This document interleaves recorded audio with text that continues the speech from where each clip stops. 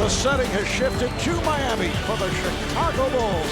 And the Miami Heat with the series all even. Nice move by Bosh. Bosh is on fire. How about Chris Bosh? He's hit his last 8 shots. Bosh to the rim. Sensational game for Chris Bosh.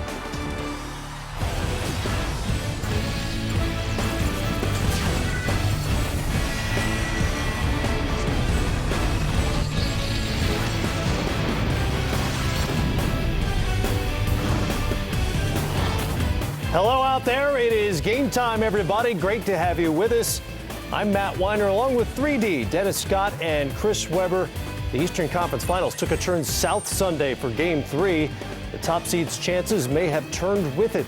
The Heat stole home court from the Bulls in Game 2 and defended it vigorously in Game 3 Sunday night.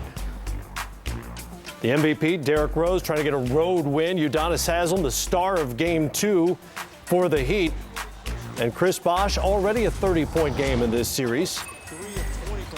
First quarter was not exactly an offensive masterpiece, as both got after each other. It was a knockdown, drag-out kind of quarter. Yeah, it looked like two teams that hadn't seen the basketball court in a couple of days. They were anxious to get back out there.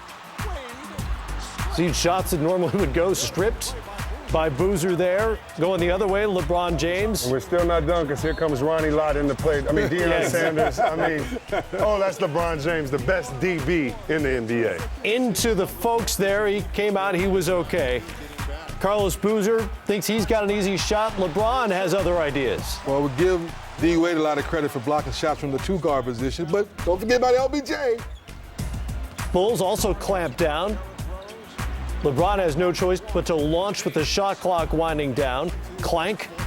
Miami still up by 2. Then Omer Ashik's lay-in is blocked by Joel Anthony. He had 4 swats in the first quarter. Got to give Joel Anthony credit. I mean, he and Boozer are the 2 defensive mainstays in this conference final. Meanwhile, Boozer gets it going offensively in the second quarter. He scored 8 straight points. He had 9 points and 5 boards in the first half. Chris Bosh gets Ashik in the air. That's easy money. 16 points, 6 of 9 shooting in the first half. Mario Chalmers, no. Anthony comes away with the board. It's a second chance for Miami in the possession, and Dwayne Wade cleans it up. Right here, a great play called by the coach of Miami Heat. What you want to do is you want to make Noah run off that screen. He's not used to doing that, not used to checking the guy. Should have came from behind. Great call. Bosh gets the layup. And Bosh was 5 of 5 in the second quarter. Just under a minute to go, Derrick Rose, contact with LeBron James, bucket and 11 first-half points for him, but no assists before halftime. 3-point game at the break. Third quarter, it's Rose hanging and hitting. Chicago up a point.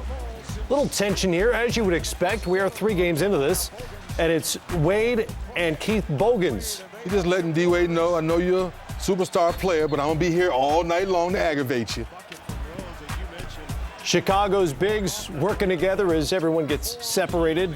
Joakim Noah finds Boozer, who was 4 of 6, 12 points in the third quarter. Great pass by Noah. Love him coming to that high post, getting the ball, getting it to his other big fella. Heat make a run. They've been desperate for Mike Bibby to start knocking down threes. That's a timely 3, too. Chris Bosh keeps it going. Then Joel Anthony gives it up and finds Wade for the jumper. A 10-2 run. Wade finished with 17 and 9. Miami up by 7. Wade misses here. Going for the rebound, it's Ashik coming down on Derrick Rose's foot. Lower left leg strain, was the early report, and he would not return. Could be a huge loss for Chicago in this series. 10 seconds left in the quarter. Lou Aldang. Mr. Consistent, Mr. Unsung, the mainstay, the main guy, Mr. Man, whatever you want to call him. He's been there for the Bulls all series. He had 2 big threes in the final minute 5 of that third quarter. LeBron with a step back there. He was 6 of 13 from the field. Rose changes direction. He'll set up Ronnie Brewer for the reverse dunk. Excellent play. Need more of that, Matt. Still just a 4-point lead for Miami. Bosh spins around Boozer. That is big time. Ooh, that lets you know he came to play tonight, C-Way. That's right. He's aggressive. He goes up. He looks around. He says, nobody's in the air with me. Let me hang here and look around for a little while I hang on this rim. You think he's feeling it a little bit? He had 34 on the night. James with a great instinct defensively. The steal touchdown! here. Touchdown! No, on the 1 yard line. He ran over. Oh, wait, no, my bad. Good layup by LeBron James. Kyle Korver might have been better served by tackling him. 22 points, 10 assists, 6 rebounds for him. In transition, Taj Gibson there for the follow-up there. 11 points in 11 minutes, but late it's Udonis Haslem one more time. Not as productive as he was in game 2, but a big bucket there that effectively put it away. Miami wins it 96-85. The Bulls suffer back-to-back losses for the first time since early February. Miami's now 7-0 on their home court this postseason and 2 wins away from the finals for the first time since 2006. Bosh goes for 34, 5 shy of his career playoff high. Afterwards, spoke with Craig Sager. You know, I just wanted to be aggressive and just have some kind of imprint on this series. I had an aggressive game 1. Game 2 was so-so, but we still won. But, out here on the home floor, I just wanted to be aggressive, and it turned out to be a good game.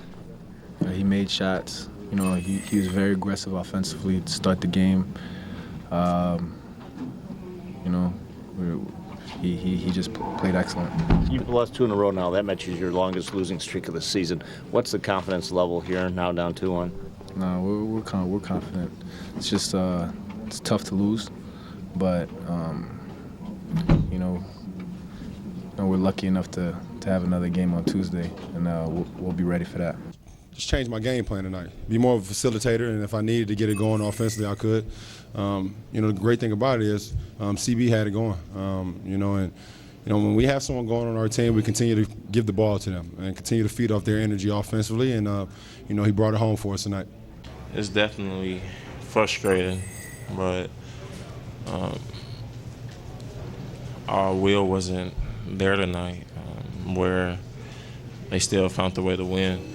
Playing good basketball, moving the ball to one another, playing easy basketball, I'll say, and we just got to find a way to win next game. So the Heat have now taken command of this series up 2-1 with another game on their home floor before an eventual Game 5. Bosh is 34.